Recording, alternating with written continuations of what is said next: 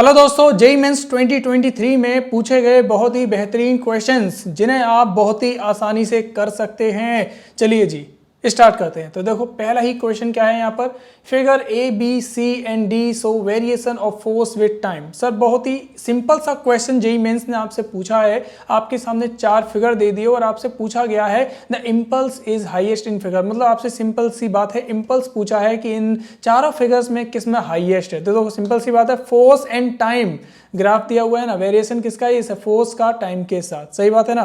तो इम्पल्स क्या होता है आपको पता है, इम्पल्स बेसिकली क्या है, area under F T curve. जब हम ग्राफ की बात कर रहे हैं, ठीक है, सही बात है ना। तो क्या लोगे आप, एरिया लोगे किसका, जो एफ टी कर्व में है। तो आप इन चारों के चारों फिगर का जरा एरिया निकालिए। तो सिंपल सी बात है, जो पहला फिगर आपने देखा ये क्या है सर, ये एक ट्रायंगल है और ट्रायंगल का आपको पता है 1/2 इंटू कितना, अल्टीट्यूड इंटू बेस। तो जब आप ये करोगे तो सर आपको पता है यहाँ 1/2 इंटू 1, अच्छा इन्होंने पहले बेस ले लिया, इंटू क्या कर दिया अल्टीट्यूड जो कि 0.5 है। जब आप करोगे तो इम्पल्स कितना आ जाएगा, 0.25 न्यूटन इंटू सेकेंड। अच्छा जी, फिगर बी के लिए अगर हम देखते हैं तो सर ये एक सिंपल सी बात है, ये क्या है आपका रेक्टेंगल है, तो लंबाई गुणा चौड़ाई है ना, लेंथ इंटू ब्रेथ। तो इम्पल्स इक्वल कितना 0.5 इंटू 2 कितना है 1.0 न्यूटन इंटू सेकेंड।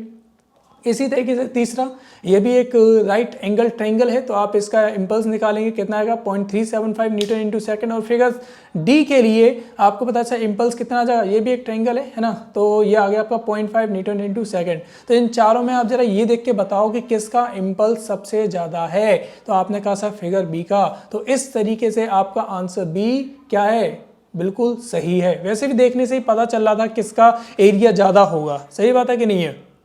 चलिए जी, अब हम इसी तरीके से एक दूसरा क्वेश्चन देखते हैं। क्या लिखा है, an electron of a hydrogen like atom, hydrogen like atom का एक इलेक्ट्रॉन है ना, ध्यान से देखना, हैविंग जेड इक्वल 4, ठीक है, उसका एटॉमिक नंबर आपको कितना दे दिया, 4 दे दिया।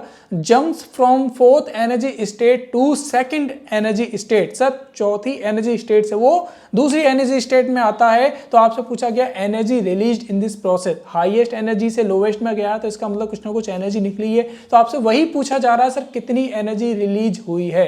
तो आपके सामने चार ऑप्शन है, जेईई मेंस में पूछा गया, बहुत ही अच्छा क्वेश्चन है और सीधा फॉर्मूले के ऊपर क्या कहता है डिपेंड करता है। तो देखो आपको ये याद होना चाहिए, एनर्जी का फॉर्मूला क्या होता है, -13.6 Z square over N square. चलो ये तो फॉर्मूला है।